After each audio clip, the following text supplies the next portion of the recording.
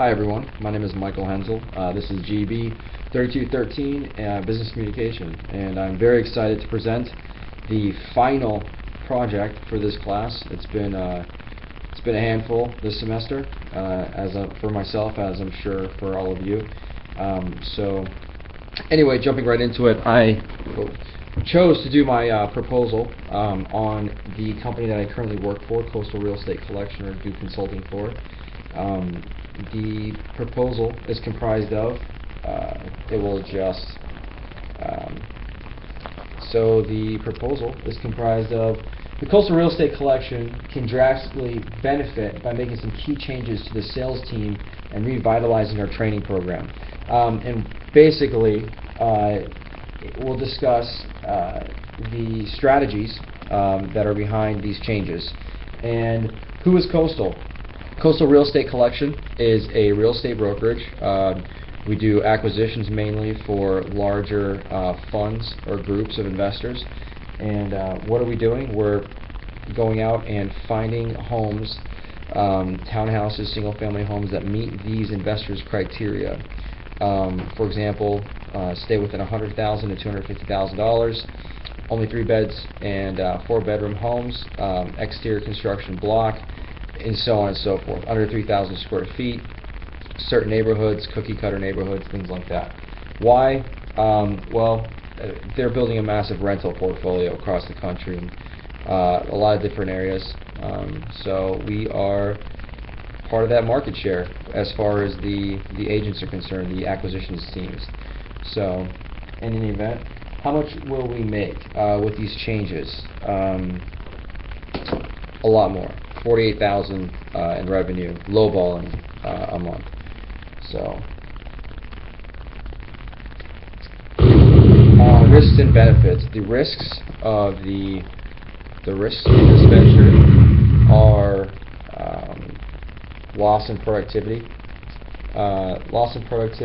and revenue for the short term.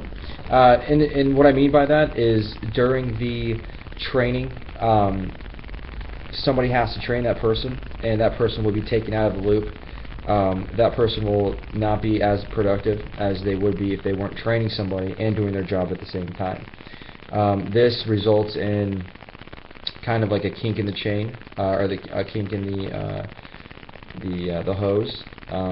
It stops flow, continuity dissolves, just bad stuff all around. But it's definitely worth it in the long haul. So reputation, one of the changes, as you can see in the report, involves the ability for the associate, and this is kind of a theory-wide kind of attitude towards people, directly proposing to our client and not going through a QC process, as we call it, or a quality control process through our main office. Now, these associates can now directly propose to the client, and we can receive offers directly back, and it's a much more fluid process. Now, in that process, if they blatantly don't follow the rules on what this client wants to purchase, then we look bad. The company looks bad. The owner of the company that represents everybody, whose name is on everything, looks bad. So, failing, another risk. It's not an option.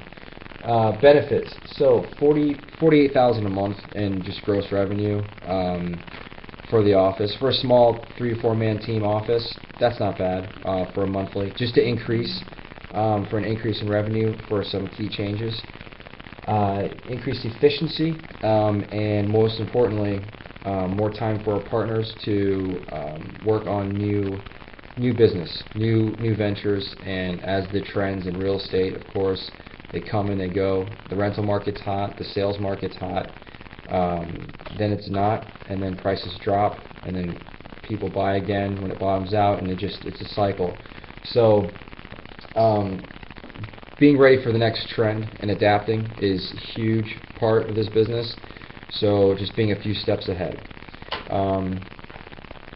Alright, so opportunity, overall it's just a chance to increase efficiency and requiring the least amount of work.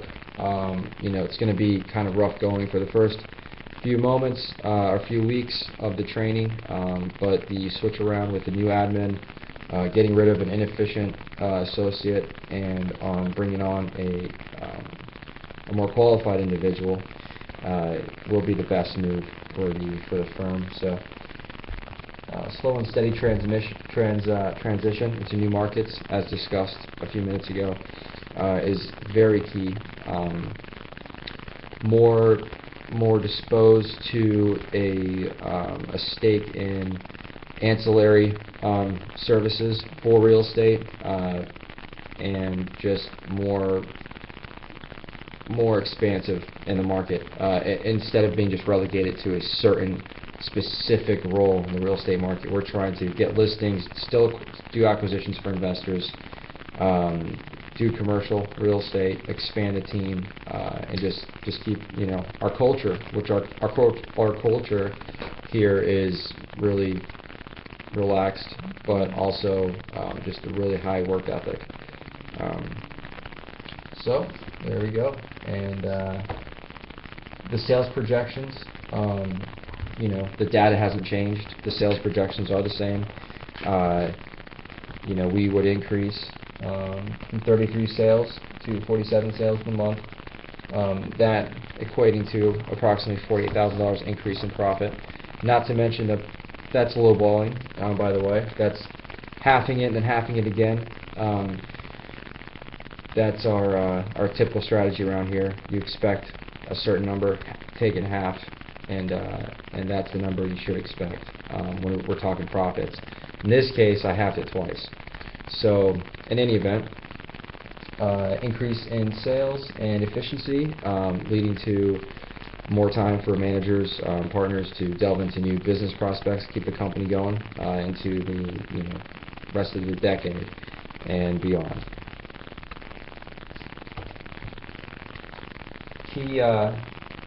The key changes that are going to be occurring with this business proposal, if approved, will be personnel, mostly a personnel change, a shift, kind of a paradigm shift, and a restructuring, and the intricately and more elaboration on the actual business proposal. You'll notice some more key statistics, some projections for the future, and just anything relevant to the proposal as far as implementing the changes, interventions for the current problems, foreseeing being proactive about the problems that are on the horizon, that we should be very well aware of and be ready for. So that's a big part of business in general, is just being ready, being proactive. With all that being said, it's been very much a pleasure, and I hope everybody does really well, has a very safe spring break, and thanks for listening.